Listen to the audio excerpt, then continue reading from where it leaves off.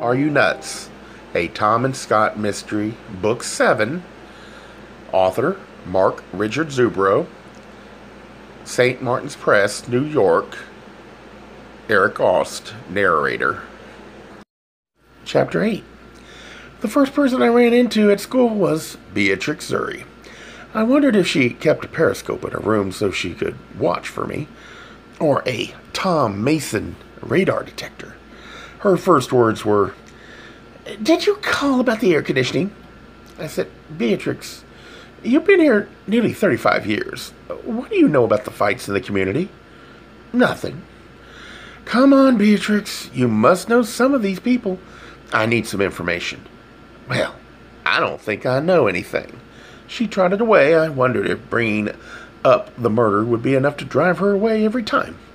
Only for the briefest moment did I think how convenient it would be for me if there was a murder every day. A murder a day keeps Beatrix away. As a saying, it had a certain oblique charm. I found Georgette in the office. "How's Meg?" she asked. "I should see her later this morning at the bail hearing. I hope she's okay." "I do too. She's so wonderful. Aren't you going to miss Jerome?"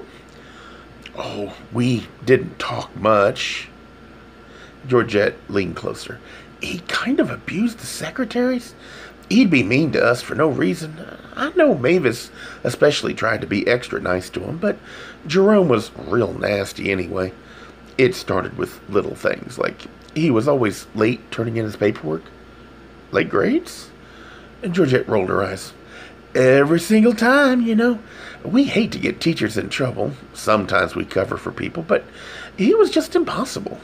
He turned nothing in on time. Forms for parking permits, forms for faculty admittance to extracurricular events. Just everything. We wound up chasing around after him year after year.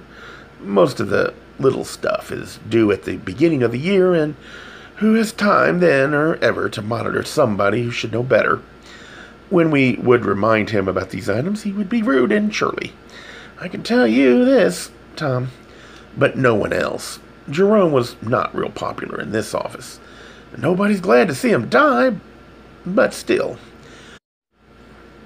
At this time of the year, I'm surprised you've had time to help out with Meg. No matter how crazy it gets, there are certain priorities. She's one of them." "Any more angry phone calls about me?" "No. Things have started to calm down already. Maybe the murder distracted your detractors. We're working on getting a crisis team in here in case faculty or students need help coping with Jerome's death." "Do you know who Jerome's friends were on the faculty?" "A couple people in the math department." She wrote down several names. "The head of the department is in today." I decided to start with him. Lester Peisman was in his classroom. Half of his walls were decorated. I had to get into my room sometime today to get more done. A calculator bulged from Lester's t-shirt pocket. He wore dark horn-rimmed glasses. His hair was thinning on the top, so he'd combed it over from the sides to try to fill in the gaps. He wasn't fat, but his stomach had started to protrude over his belt. His t-shirt had math equations stenciled on the front and back. It's good to be enthusiastic about what you do. When I entered, he was tacking a poster of Einstein to the front bulletin board. His greeting was friendly, but not effusive. He had a large fan blowing hard. I stood in the draft. The school was too warm already. I tried to picture the OSHA police hauling away custodians and administrators. This thought cheered me up. Without preamble, Lester said, "It is such a shame about Jerome. Is the union going to send flowers?" "I already arranged for it from among the department members." "I'll have to check. Another thing to do." He continued. He was a good math and calculus teacher. He really knew his subject, and he could get kids to really learn. I almost said, "Really?" But thought better of it. I said, "I'm trying to help out Meg. I know she didn't kill Jerome. I want to find out who did." In this department, we got along okay. We had a few squabbles, although not as many as some. In the English department, before John Pike, you guys had squabbles. With John Pike, you have squabbles. It's not too different over here. Nobody was ready to kill over the differences. The academic departments in high schools fight about a variety of things. Their budget, who in the department got how much money to spend on supplies, or who got to teach which classes, the bright kids, the slow kids, or the specialized, most desirable electives. This last was important. If you had nasty teachers with a rotten reputation teaching the electives, fewer students would sign up for them. The enrollment in your department goes down and teachers lose jobs. He ever have fights with anyone in the department? Lester thought a minute. No, not really. We aren't perfect, but we get along okay. Did he talk much about running for union president or his campaign? I never did follow that very well. What he told us was that he was afraid this Seth person would get in and ruin everything. Like what? You know, those elementary teachers keep trying to transfer over here. We can't let that kind of thing happen. We could get people in here who aren't qualified to teach higher levels of math. This isn't simple arithmetic. Seth had mentioned this earlier. Purists in the high school departments wanted only people who had majored in their field to be hired. Elementary teachers tended to have general ed certificates with a minor and or barely enough hours to qualify for teaching in a specialty. This horrified the super specialized high school teachers, who might have 50 or more hours in their major. The superior attitude of the secondary teachers infuriated their elementary colleagues. Jerome promised us he'd make sure none of those underqualified elementary teachers would make it into our department. He had some pretty strong support here. Did he ever remind you the union has no control over hiring and firing? I guess I knew that, but he seemed so positive. How could you believe him? He was so totally wrong. You sure? Yes. Why would he say it if it wasn't true? He was a lying sack of shit and desperate to be elected. Oh. He ever make comments about a social agenda? Not to me. He never seemed to care about that kind of thing. He just didn't want the elementary teachers taken over. I don't think he had a lot to criticize about what Kurt's done. I think Kurt's done a great job. Do you know if Jerome was involved much in the politics of the community? He never talked about that kind of thing to me. As far as his dealings with the community, everybody has the usual hassles with the parents. Over the years, he had a few more complaints about grades than most, since he was such a tough grader. But you gotta have standards, or what's the point of grades? His standards were high, and I had no quarrel with him. He got a lot of complaints? Not really. One or two a year at most. No arguments over any kind with coworkers. At lunch, it was kind of odd. If he was around, we didn't discuss certain topics. Like what? Religion. He's in one of those very strict religions. No cigarettes, no alcohol, no going out to movies. We'd be kind of careful around him. Nobody swore or anything. If he was nearby, but he never tried to convert anybody. He left us pretty much alone. I think he did have some fights in the community about his religion. Maybe I heard something about that. Lester thought a moment or two. Nothing comes to me. Did you know his family? I met his wife a few times. She seemed very nice. She was in early this morning to clean out his desk. She was pretty broken up. I helped her with his stuff. She only took a few pictures and a couple of other personal items. You have any close friends here at school? Try Delphina Schuster. I think she's in. Delphina was in her classroom. All of her bulletin boards were decorated. There were charts on one wall about class rules. More charts listed goals and expectations for each unit. One to be taught each month. 2 per quarter. Another huge chart listed dates for the quizzes and final tests to be given on each unit. When I walked in, she was staring out the windows at the stunted trees that surrounded part of the parking lot. When I entered, she smiled at me.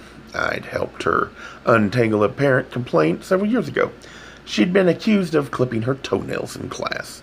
For one of the few times in her tenure as principal, Edwina had stuck up for her teacher.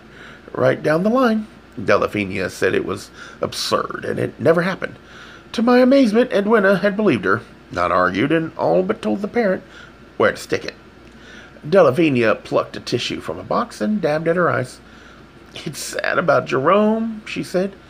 You were good friends? Oh, yes. We knew each other at the University of Southern California.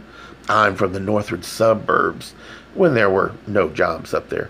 He told me about the opening here. He went out of his way to be nice. I know his wife, Dana. We went to a movie the night of the meeting. She is such a nice gentlewoman. She is totally broken up over this. Did you talk to Jerome before the PTA meeting? No, we talked the day before. He didn't really want to go, but he felt like he had to. He wanted to show up. Seth. She shook her head. I told him no one would care, but he didn't listen to me. Do you know if he had planned to meet with anybody specific while he was there? No. Why do you ask? I don't think Meg is guilty. I only know her a little. She always seemed like a nice person. I can't imagine anyone wanting to hurt Jerome. Did he seem like he was anxious or worried about anything lately? No. He was looking forward to school starting. Did he have any enemies? No. Well, he disliked Seth, but I'm not sure they ever met. It was just an election thing. Did he have any arguments or fights lately? He and I discussed all kinds of things. When we disagreed with each other, we said so. But those aren't arguments. During the school year, he and I ate lunch together every day in the summer. We talked on the phone at least once a week. Sure, you have to make allowances for friends, but he was a good person. I'd known if there were fights. What about in the community? I heard he wasn't happy with the school board election. I know you've been a union official for a long time, and you were very helpful, but he wanted to change some things. I think change is good once in a while. With Kurt retiring, he thought this was his chance. And did he get along with Belutha Muffin and Lydia Marquez? He talked about them once in a while. Weren't they in the same church? He never said mean things about them. Jerome was never mean. Her tissue caught another tear. She looked around her classroom at her charts and dates and deadlines. You can be incredibly organized and terribly efficient, she said. But it doesn't stop a tragedy from happening. Being a slob doesn't stop it either. No, I guess it doesn't. She blew her nose and almost smiled. I left. I needed to get moving to make it to the courthouse in Markham, where Meg would have her hearing. When I arrived, Scott and Todd were talking outside the courtroom. All three of us were dressed in dark suits and somber ties. Todd's was flat black. Hard to outdo Todd when it came to depressing clothes. Todd went over the procedure again, then said, I think Meg may have enough for the bail. Her house is paid for, and that's what she'll probably use as collateral. If she needs anything, we're ready to help. Todd nodded. I'll go through everything with her, and then I'll talk to her a while. We'll meet you downstairs later. When her case was called, Meg was brought in. She hung her head and never looked left or right. The hearing itself took only a few minutes. Meg was given bail of $250,000. A half hour of paperwork later, we finally met in the main hall of the building. I rushed up to give her a hug. Instead of putting her arms around me, she pulled away. What's wrong, Meg? I've been accused of murder. I want to talk to you about that. I've been talking to a lot of people. Don't. Pardon? I don't want you to do anything. What's wrong? Did something happen in jail? I looked at Todd. He shrugged. If you mean was I mistreated? No. Nothing happened. I don't want help. At least not from you. I was totally confused and hurt. I've begun to unearth some important stuff. I think if you could tell me a few... I'm not going to be able to tell you anything. I want to go home. Please leave me alone. No one else was there to drive her. Scott and I can take you. No. Todd volunteered and she accepted. I looked from one to the other. Meg had not met my gaze the whole time. She looked completely worn out and very depressed. She walked on a little way past us. I touched Todd's arm. He held back a moment. What's going on? I asked. You know as much as I do. I told you. People get down. You can't help her if she doesn't want to be helped. Leave her alone for a little while. You've been good friends for a long time. Give her some space. This has been the most humiliating and most embarrassing moment of her life. At least, I hope it has. She needs time to assimilate all this. She's going to have some fighting spirit in time. That will happen. You need to be there then. We caught up with Meg. I said, "I'm going to keep digging, Meg. I'll prove you're innocent." "I don't want you to do anything," she repeated. It was a weak snarl, but a snarl nonetheless. I never expected to hear her speak to me in that tone. "Stay out of my life." She stalked away. Todd hurried after her. Scott and I stared after them until they disappeared, then turned to each other. Scott said, "Something bad must have happened while she was locked up. I have never seen her like that. She's never snapped at me. Maybe Todd will have an insight and some information later." "He can't tell us if she told him something in confidence." "I know." I shook my head. "I am stunned." "Maybe nothing bad happened," Scott said. "Maybe she meant just what she said." "I can't believe that." She sounded awful definite. "But she's been a friend. I'm not going to abandon her just because she's in trouble." "She specifically asked you to." "How can I?" "You don't want to believe what she said? Because if you did, you'd have to accept the fact that a friend you've been very close with for a long time no longer wants you as a friend. That's not easy to take, especially when she didn't give you any reason. Why?" "It's because she's worried." "Tom." "Maybe she's guilty." "Is this the way a guilty person would act?" "I don't know, and neither do you." "Why wouldn't she want help with the investigation?"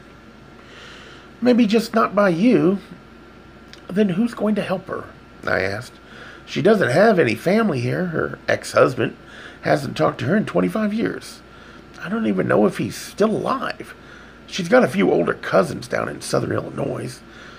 I think that's it.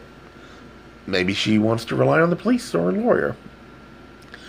"The cops think she's guilty. Todd will do his best for her, which is a great deal, but is he a criminal lawyer?" "It's not his specialty. I can't believe what she said to us. Why don't you leave it for now and talk to Todd later?" I was totally flabbergasted and confused. She'd said some hurtful and harmful things, but I put them down to the terrible strain she'd been under. I could rise above what she'd said because she was a close friend. I began to wonder, even if you are totally traumatized, do you turn on one of your dearest friends, especially when they are trying to do the biggest favor they could possibly do? Confused, I returned to school. Scott went back to his place to continue canceling engagements and trying to bring some control and order to his life. I had brought a change of clothes with me so I wouldn't have to work at school in my suit. I changed in the empty locker room, carefully hung my suit on the hanger. Scott had stuck in my gym bag and walked to my room. I found my door still securely locked. Georgette came down as I was opening it. "How is Meg?" she asked. "Having a tough time," I replied. "Poor woman. I'm going to call her later." "Good idea. She's going to need all the friends she can get." "Any luck so far?" Georgette asked. "Nothing substantial. I'm going to keep asking around." Georgette left. I sat at my desk. As I thought about my last statement, I began sorting out which teacher's editions of textbooks I would need the first week. The kind of idiot work that allows time for rumination. I certainly wanted Meg to be innocent, and I'd done a considerable amount of running around and investing time and proving just that in the last day and a half, and she'd flat out told me to stop. As is so typical, I figured the fault had to be in me. I didn't need a round of self-doubt. Or putting the blame on Meg was satisfying and even less productive. And someone else come and talk to her? Could 2 nights and a day in jail change someone so quickly? Obviously it had Meg. I know it's hard to accept when someone rejects you, but this was all out of proportion, or maybe she was guilty. Then I noticed something was wrong in my room. I stood very still. Something had been moved or changed. A lot of crap was all over every surface.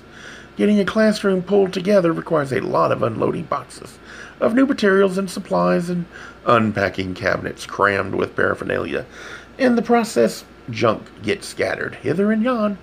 But once again, I had the odd feeling that something was wrong. My skin tingled and my paranoia level skyrocketed. I walked around the room carefully as far as I could tell. The papers were where I'd left them, and the boxes and trash were undisturbed. The packing material was still in little heaps on the floor, unmolested by a passing custodian. Then I realized the computer was on. The screen had faded to black, but the little green light that indicated on was still lit. I thought I had turned it off. In fact, I was sure I had turned it off. Little niggling doubts surfaced. I guessed I could forget something like that, but I distinctly remembered doing so. I flipped the switch for the monitor, the screen filled with gibberish. I tried the commands I knew to get to a different screen. Nothing worked. I didn't want to just turn it off. I didn't know what that would do. I knew enough that you aren't supposed to turn off computers without exiting all functions. I'd been warned that if I did so, I could harm the computer or mess up my data or destroy my computer or inadvertently erase all the memory banks in the Pentagon or, as far as I knew, start a thermonuclear war. You can't be too careful or too paranoid in the electronic age. Like most of us dabbling in the cyber world first, I wondered what I had done wrong. Did I inadvertently press a button that erased the memory of every computer in 1,000 miles? Or had I ruined mine by doing something stupid?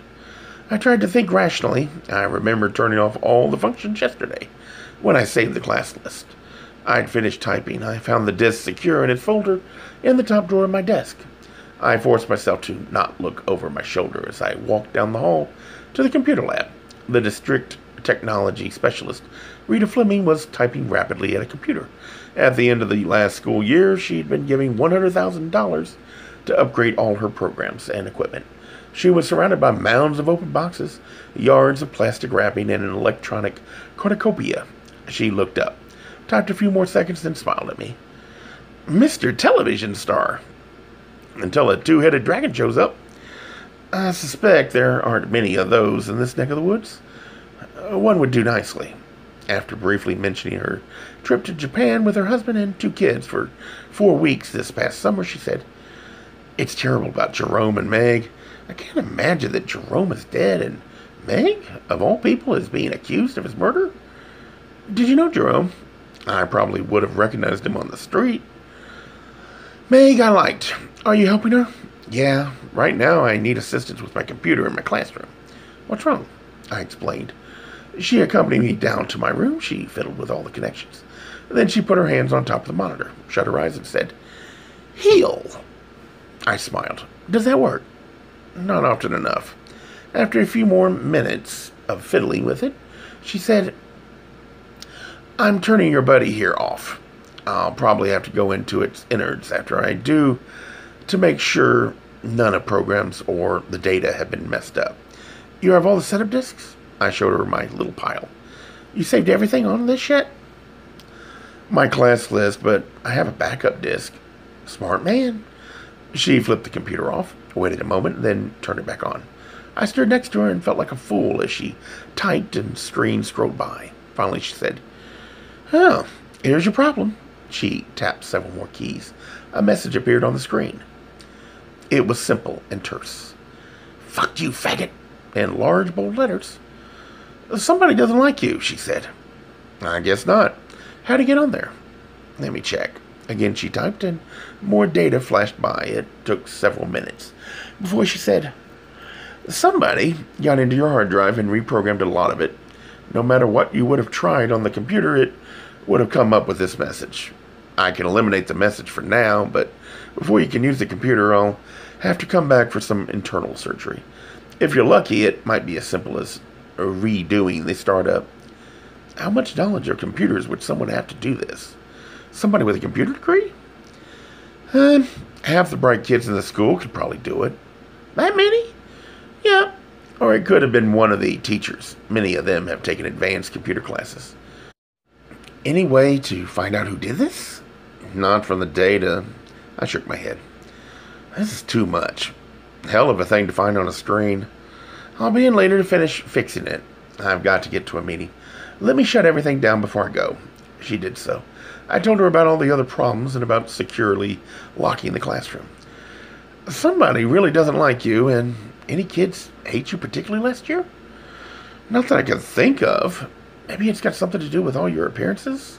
Lots of homophobia running around these days. Somebody would have to risk being seen in the school as they try to get in here. Not if it is somebody who belongs here. Not a cheery thought.